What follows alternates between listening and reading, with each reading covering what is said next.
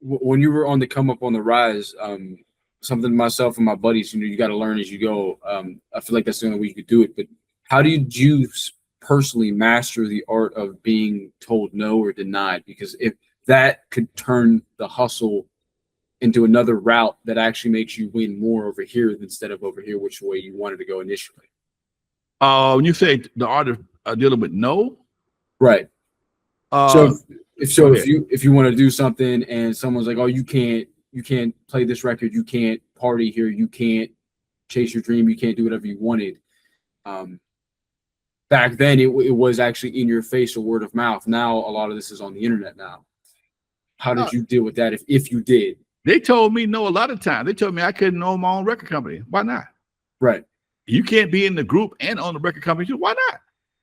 Just because nobody else did it don't mean I can't. And that was something I got to give to my dad.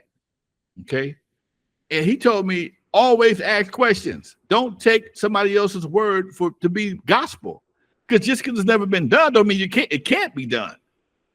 There was no reason, again, like I said before, there was no reason for me not to form world-class wrecking crew. Because there was, who do I ask? Right. I don't need to ask permission to start a group. I don't need permission to do that. I don't need permission to start a record company.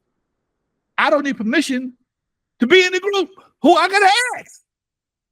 And that's always been, once I did that, it became a part of my personality. Okay. If there is no law, if I ain't going to jail or getting beat up or being fined for it, I'm finna do it. Right. Until you tell me I can't. Tell me why I can't do it. Make me understand why I can't do so and so and so. But I tell you what, when I did become the first group leader to be in the group and on the label, guess what else happened? Who else followed right behind me? Eazy-E, Luke, right, Puffy, right. All these guys before Lonzo, most guys were signed to a record label. Record label was owned by somebody else, and the groups were the artists. But Lonzo, like, no, I'm gonna do something different. Eazy was one of my first mentees in the record industry. That's very very well documented. Right, Eazy came to me for everything. So he watched me form Crew Cut Records and lead the World Class Wrecking Crew. He formed Ruthless Records and eventually became the leader of NWA and a solo artist. I tried to be a solo artist. I'm not that good. I understand my limitations. Okay. Right. But that also opened the door for so many other guys, Master P, Luke, Puffy. So that became a new precedent that when you think about it, who was the first person? It was Lonzo. Right. Okay. Lonzo got it from James Brown. James Brown had his own label, okay, and he was a fucking artist and he owned the label. But who did it for hip hop? Lonzo. Now, when you're something that like a life lesson that I want to ask you about specifically that I always kind of was interested in is when you walk into a room and you're like, let's say you're gonna go through one of your parties, and let's say one of your partners is pissed off, he's having a bad day, and he puts his energy onto you. How do you make sure that doesn't come on to you? Man, because that's something I've had to learn the hard way of how to deal with, but I've learned with it better, I would say.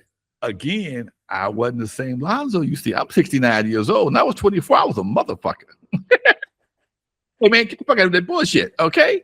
Right. Leave me alone. Don't bring it over here, dude.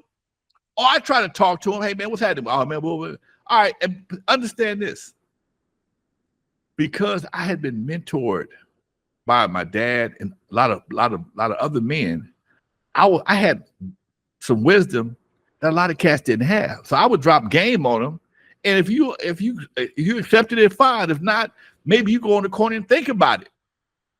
Okay, so and then the other time, hey man, not right now, dude. I'm busy. I'm doing a party, and then if you hanging with somebody that's having a party or doing a party, and the party is jamming, you're only gonna stay mad so long. Right.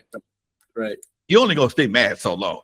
Something gonna catch your eye, catch your ear, and it may, because your boy played a certain song, it may lifted your spirits and got you out of that funk that you was in. So all those factors, man, come into play. That's true. That's right. That's a good point, sir. That's a very good point. Stop calling me sir. I you know, I like appreciate the respect. Hey, I'm Lonzo, dude. And Lonzo. you know something else that the old men that I hung out with, you couldn't call them sir, man. They would not let me, man, sir. No, man, I'm Jeffy. I'm so and so. Okay, call me Mr. Jeffy, but you ain't got to call me sir. Okay. You know, I appreciate your respect, but you know, I you know, it's a level of commonality too. You know, right. in my book. You know, so right. that's just me. You're sensei now too. I'm a sensei. Yes, that's sir. what I'll call you. That's what I'll call you. Off. Okay. This is right. This is right.